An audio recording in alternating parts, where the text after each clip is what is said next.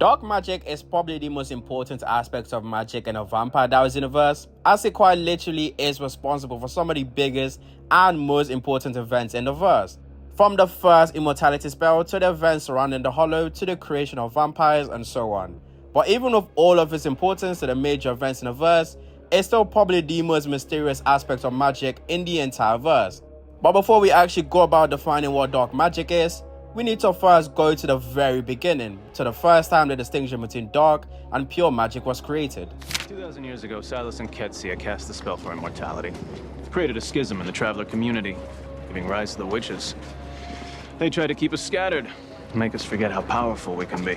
And thus began the war between the Travelers and the witches, and it still rages. Sorry. I just nodded off. The witches put a curse on us that kept us from settling down as a tribe. Whenever we've tried to gather, disaster struck. Plagues, earthquakes, fire, something inevitably wiped us out. Let me guess. Doppelgangers can fix this. Sometime in the 1st century BC in modern-day Greece, two gifted witches from the Traveler subculture, or coven, did what is possibly the most important spell ever made in the verse, which is the first immortality spell. The two gifted witches I'm referring to is of course Silas and Qetsiyah. Silas was able to use Qetsiyah's romantic feelings for him to manipulate her into creating the first immortality spell. Now this spell is massive based on it being probably the reason for the creation of the term dark magic and pure magic.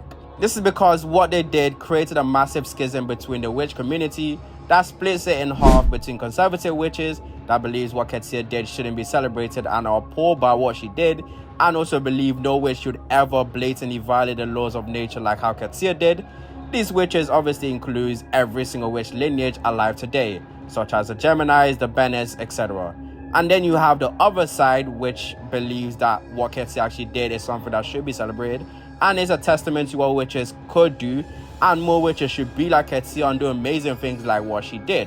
Obviously, with this sentiment, the conservative witches would believe these witches are likely to follow in Qetsiyah's footsteps and do something just as bad, if not worse. So they lay a curse on them called a Traveler's Curse.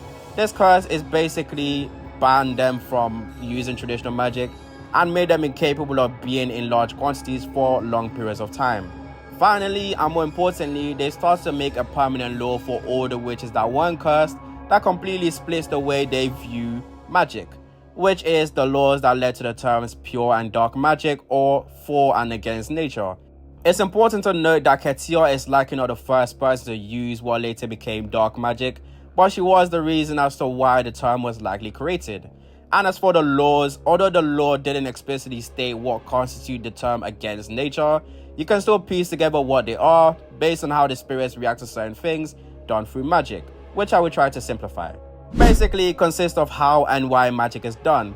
The how is the more difficult to describe, but in short, it relates to the type of magic you use, and especially how exactly you got the power to pull off certain spells. Typically, anything that draws from dark, violent, and evil sources are considered dark magic, or basically sacrificing something to gain power to actually do a spell. Those are all considered dark magic. This is the biggest defining aspect of dark magic, which is the give and take aspect. You can't be a powerful dark magic practitioner without sacrificing something in return, and it's usually equally of value. This is where the law of darkness actually comes from. When witches first use dark magic, they realize just how powerful they can be, and they keep doing it again and again. Each time they'll make a significantly worse sacrifice for power. The more they do it, the more corrupt their mind becomes, to the point nothing is too far from them and nothing is seen to be too evil to them, as they will do anything for power. This isn't the case for all witches. For example, Dahlia, although she does practice dark magic, she doesn't go overboard with it, as she was already a very powerful witch in her own right. Hence, a majority of her power source isn't really dark magic, and is through either connective or her own power.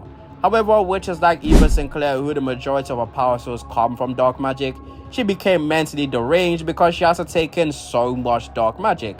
A similar thing happened with Josie from Legacies, but Legacies more so romanticized her transformation. And on the other side, you have the why, which is the aspect of dark magic that turns pure magic types like traditional or spirit or Qetsiyah into dark magic, which is the intention or the purpose of the spell. The main reasoning for spells could be considered based on mainly if it manipulates the life and death cycle or manipulates the soul in any way, for example resurrection, immortality, soul swap, soul transfer, etc. And alternatively if it's used to cause fatal injuries or to torture someone, for example the creation of the dark objects through Qetsiyah. This is usually where the alternative sacrifice for dark magic comes from, which is the sacrifice nature itself does on behalf of you to correct the imbalance you created through your spell. Examples of this is the 2 immortality spell done by Esther and Qetsiyah. In Esther's case, the consequences made her husband and her children bloodthirsty and completely controlled by blood. They can't reproduce, the vein counteracts their abilities, and it's also toxic, sunlight burns them, and finally the wild tree being able to undo their immortality. Then you have Qetsiyah's immortality, which weirdly enough, a lot of people actually don't believe nature actually counteracts Qetsiyah in any way, which that's very wrong, as the moment Silas actually became an immortal, he lost his witch powers. He also requires regular intake of external human blood to actually function and operate at his full capabilities.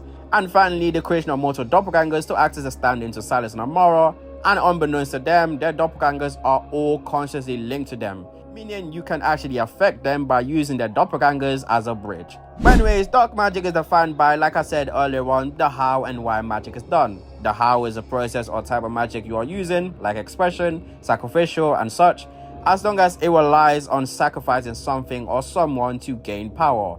And the why being the reason for a spell being done. Basically, it's used to manipulate the life or death cycle, manipulate the soul, or used to create fatal or life-threatening injuries, or is it used as a form of torture? Also, side note, when witches draw from a pre-existing dark source like the Morum Rosarium or the Oni sword, those were likely created through sacrifices, and the power accrued from those sacrifices, aka dark magic, will all likely would have been dumped into said objects for people to actually be able to draw from later on. But anyways, this is just a short explanation video / lore video on dark magic. I did a very similar video to Siphoners, and if you want to see that, then click on the video that's on screen now.